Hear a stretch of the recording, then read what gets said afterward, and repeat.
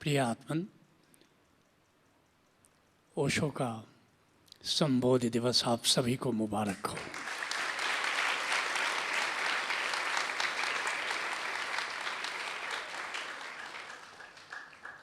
जैसे जैसे ओशो धारा आगे बढ़ रही है, ओशो धारा में जल प्रवाह बढ़ता चला जा रहा है। मैं देख रहा हूँ कि उसके दोनों तटों पर हरियाली भी बढ़ती जा रही है और जो ओशो धारा आनंद ऑर्केस्ट्रा के कलाकारों की आज हमने प्रस्तुति देखी, मैं दंग रह गया कि कितनी तेज़ी से हमारे कलाकारों की प्रस्तुति नई ऊंचाइयां छूती जा रही हैं। मैं इन सभी कलाकारों को बहुत बहुत बधाई देता हूं। जब जब ऐसा अवसर आता है, हम ओशो की दृष्टि को नई तरह से समझने की कोशिश करते हैं। ओशो अथाह सागर की तरह है, इसलिए जितना भी ओशो को समझने की हम चेष्टा करें, उतना समझने के लिए बाकी रह जाता है। अगर भारत में अध्यात्म के विकास पर थोड़ी नज़र रखें, थोड़ा मनन करें, तो हमें मानना होगा कि अध्यात्म में वेद अद्भुत है।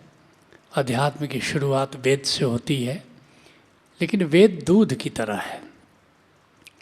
सब लोगों को दूध रुचता नहीं, सभी दूध पीते नहीं, सबके लिए उपयोगी भी नहीं है, सबके स्वास्थ्य को ये सूट भी नहीं करता है। लेकिन जब उपनिषद का काल आता है, ब्रह्म सूत्र का काल आता है, और गीता भी एक उपनिषद है, तो ऐसा समझो कि एक सुस्वादु दही तैयार हो जाता है जो सबके लिए हितकर है, सबके लिए गुणकारी है। और उपनिषद, जिसमें गीता को भी मैं शामिल करता हूँ, ब्रह्म सूत्र को भी शामिल करता हूँ, वेद से भी करीब करीब समझो कि नई ऊंचाइयाँ इन उपनिषदों ने छुआ है। और यह दही बहुत काल तक लोगों को भाया, लेकिन वास्तव में इस दही में मक्खन अगर किसी ने तैयार किया तो संतों की वाणी ने किया। कबीर साहब ने, नानक देव जी ने, दरिया, पलटू, मीरा, सहजो, अनेक अनेक संत इस भारत की भूमि पर अवतरित हुए और उन्होंने इस दही से मक्खन तैयार किया। गुरु ग्रंथ साहब तो बिल्कुल समझ लो मक्खन ही है। हर गुरु ग्रंथ साहब का हर शब्द, हर पद ऐसा नहीं है जिसमें ओंकार की चर्चा नहीं है, क्योंकि ओंकार की जहाँ चर्चा है, समझ लो अध्यात्म वहाँ शिखर छू रहा है। कालक्रम में अनेक मार्ग निर्धारित हुए, अनेक मार्ग निर्मित हुए। कर्मयोग, तंत्र योग, हठ योग, भक्ति योग, ज्ञान योग, ध्यान योग, सांख्य योग और सहज योग। मार्ग अनेक थे। विविधता में एक कठिनाई है कि फिर एक कन्फ्यूज़न भी हो जाता है। जब इतने मार्ग हैं तो हम किस मार्ग से यात्रा करें?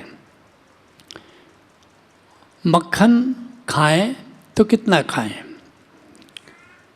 और इस पहेली को अगर किसी ने सॉल्व किया, विभिन्न मार्गों में अगर किसी ने एक उभयनिष्ठता, जैसे कॉमन एक बात खोजी, तो वह श्रेय परम गुरु ओशो को जाता है। और जैसा बहुत बार पहले भी मैंने तुमसे कहा है कि समस्या चाहे कितनी भी कठिन हो, समाधान उसका हमेशा आसान होता है। और ओशो ने जो समाधान दिया, ऐसा नहीं था कि बहुत कठिन था, लेकिन पहली बार सोचना उस समाधान के बारे में और वो देना, ये बड़ा मुश्किल काम होता है। और अब विभिन्न मार्गों को में से किसी एक को चुनने की ज़रूरत नहीं है। ओशो ने कहा ये जितने भी तुम देख रहे हो, मार्ग देखते हो, ऐसा समझो कि ये सब मनके की तरह है। कर्म भी मन का है, भोग भी मन का है, जिससे तंत्र योग निकला। उसी तरह से ये जो सांस है, ये भी मनके की तरह है, जिससे हठ योग निकला। ये भक्ति योग जिससे निकला, ये प्रेम उसका मन का है। ऐसे ज्ञान योग है, उसका मन का। विचार है, सम्मान है, मैत्री है। उसी तरह से ध्यान हो गए, इसका मन का ध्यान है, निराकार है। और फिर सांख्य योग, इसका मन का आत्मा है, तथाता है। और सहज योग का मन का ओंकार है। तो ओशो के पहले इन 8 मार्गों में से लोगों ने किसी एक मार्ग को चुना। पहले तो बड़ा मुश्किल है, कोई बीमार कैसे चुनेगा कि मेरे लिए दवा क्या है। अब जिस डॉक्टर के पास जाओ वो बता देता है, अगर कोई ENT स्पेशलिस्ट है तो घुमा फिरा के लाएगा कि तुम्हारे ENT में कुछ खराबी है। अगर तुम हार्ट स्पेशलिस्ट के पास पहुंच गए हो तो घुमा फिरा के कहेगा कि तुम्हारे हार्ट में कुछ गड़बड़ है।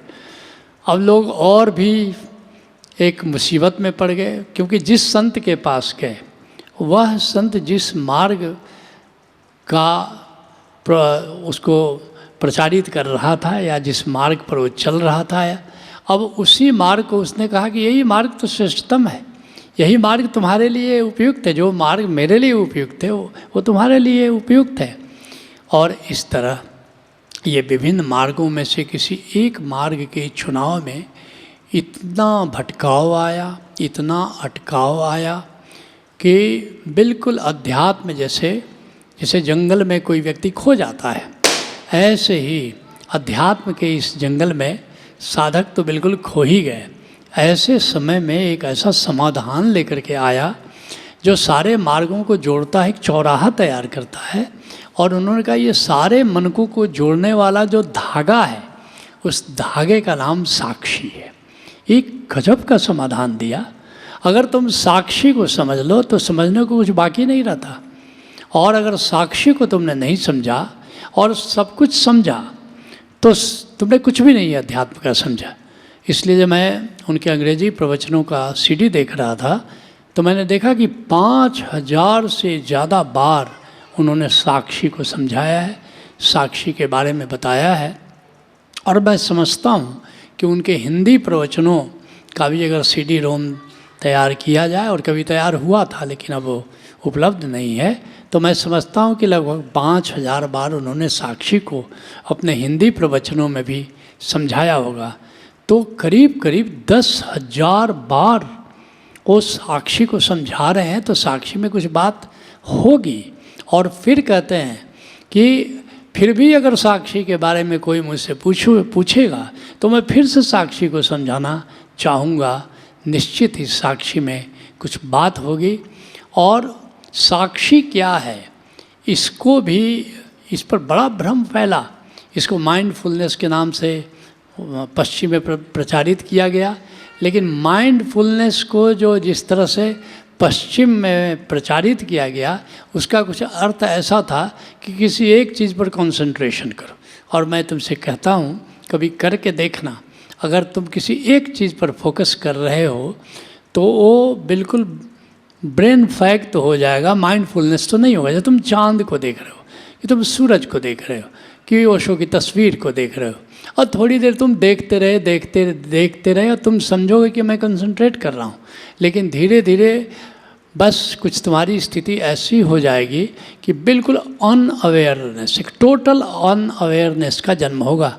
ऐसे ही माइंडफुलनेस के नाम पर क्या चल रहा है कि जैसे हाथ हिल रहा है, तब हिलते हुए हाथ को देखो। अब देखो, अगर हिलते हुए हाथ को देखो तो तुम बिल्कुल टोटल अनअवेयरनेस में चले जाओगे। और सारी दुनिया माइंडफुलनेस को गलत तरह से समझ रही है, गलत तरह से उसकी प्रैक्टिस कर रही है, और एक साक्षी का शीर्षासन कहो कि माइंडफुलनेस के नाम से चल रहा है। साक्षी क्या है? ओशो ने बड़ी सरल भाषा में इसको समझाया। क्या कहा? आत्मस्मरण के साथ जो भी तुम कर रहे हो तुम साक्षी हो। अब इससे सरल बात क्या हो सकती है? अपने निराकार को जानो, अपने अंतराकाश को जानो, उसमें गूंज रहा है नाद इसको जानो, उसमें जगमगा रहा है नूर ये जानो, और इन दोनों को जानने वाले चैतन्य को जानो, अपनी चिन्मय आत्मा को जानो। और फिर तुम जो भी करते हो, कर्म करते हो कि भोग करते हो, कि प्राणायाम करते हो, सांस लेते हो, कि प्रेम करते हो, कि विचार करते हो, कि मैत्री करते हो, कि तुम ध्यान करते हो, कि तुम तथाता की साधना कर रहे हो, बस एक बात करो कि तुम हमेशा साक्षी रहो, आत्मस्मरण के साथ तुम कर्म करो और फिर देखोगे आत्मस्मरण के साथ भोग करो। भोग का अर्थ है अपने इंद्रियों का प्रयोग करो और फिर देखोगे कि तुम्हारे चेहरे पर हमेशा एक मुस्कान बनी रहेगी। जो भी करो, संगीत हो रहा है, सुंदर संगीत है, मज़ा आता है, लेकिन अगर इसके साथ थोड़ा साक्षी होकर के संगीत को सुनो तो कई हजार गुना मज़ा में वृद्धि हो चली जाती है। इसलिए ओशो ने एक तो गजब बात कही कि जो सुमिरन भी है, कहते हैं ओशो कि सुमिरन को अब तक 3 प्रकार से ही जाना गया है। पहला क्या था? कंठ से सुमिरन, राम राम बोलते बड़भागी, राम राम बोल। लोग कंठ से राम राम कहते हैं, अच्छी बात है, गुड, 25% तुम्हारी प्रगति होगी। ओशो ने कहा इससे गहरी बात जाती है कि मन से सुमिरन करो, एक नशा बन जाए प्रभु की याद, ठीक बात है।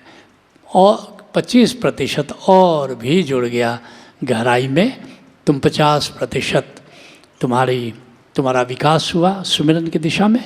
लेकिन कहते हैं कि तीसरी बात, इसे भी पुराने संतों ने दिया, वो हृदय से सुमिरन, अर्थात प्रेम में जियो, प्रभु के प्रेम में पड़ जाओ, बात बड़ी गहरी जाएगी। 75% कुशलता आ जाएगी सुमिरन में।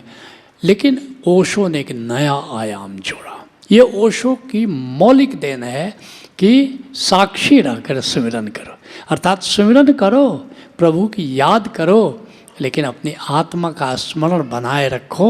और ये तुम करके देखना, 100% सुमिरन में गति हो जाती है। एक अद्भुत देन है। और सबसे बड़ी बात है, पहले तुम भक्त होते थे तो सिर्फ भक्त होते थे।